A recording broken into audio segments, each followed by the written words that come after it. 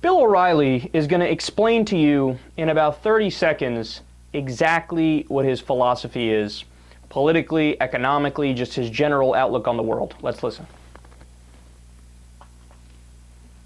Tim Bernstoff, Altoona, Iowa, Bill, these kids kill because they grow up in a war zone. Living that way cheapens life. For a few to be rich, many must be poor. You know, that may play well with your sociology professor, Tim, but it's bunk. Most of the poor are in that circumstance because of poor personal decision-making. This country offers great opportunity to everybody, but you must work hard to seize it. You heard him. Quote, most of the poor are in that circumstance because of poor personal decision-making. And the rich are there because, well, they busted their ass. That's how it works, man. Get used to it. Come on. Everybody knows this. Let's get along here. Now get your ass to work. You know, that's a great point. If only George Bush wasn't an alcoholic and a cokehead who got horrible grades, then maybe he would have been president. Hey, wait a minute. Or if only Rush Limbaugh didn't pop 30 OxyContin a day for years and make all those bad personal decisions, he'd be a multimillionaire with a huge radio show. Hey, wait. I think I sent something off here. No, but joking aside, O'Reilly really does have a point. Paris Hilton worked her ass off to get all that money. You know, I'm starting to think Bill O'Reilly might be wrong about this. It's actually kind of pathetic that O'Reilly's understanding of the world is akin to a fifth grader who just started thinking about the bigger picture, and they make really juvenile assumptions that are false and incredibly simplistic. The reality is, America is not a meritocracy.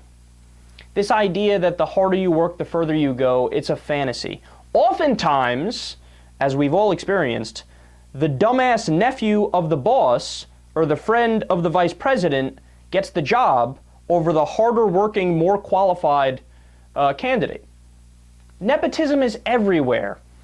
And also, let's keep it real, vice presidents and CEOs and CFOs and the owners of the companies, they have a reputation of doing the least and pawning their work off to the lower people. Look, if what O'Reilly was saying is true, then people with 3 jobs, for example, who really, really work hard, they would be multimillionaires. But that's not true. Usually the people with 2 jobs or 3 jobs, they can barely make ends meet. And on top of that, look, the Republican mindset of, well, if everybody just worked really hard, they would succeed. Imagine we woke up tomorrow and boom, that all went into effect. Everybody literally worked as hard as they could and became $1 million CEO. Well, number one, that's not possible. Not everybody could be a CEO. There's a limited number of CEO jobs, and there's so many other jobs in society that have to be done.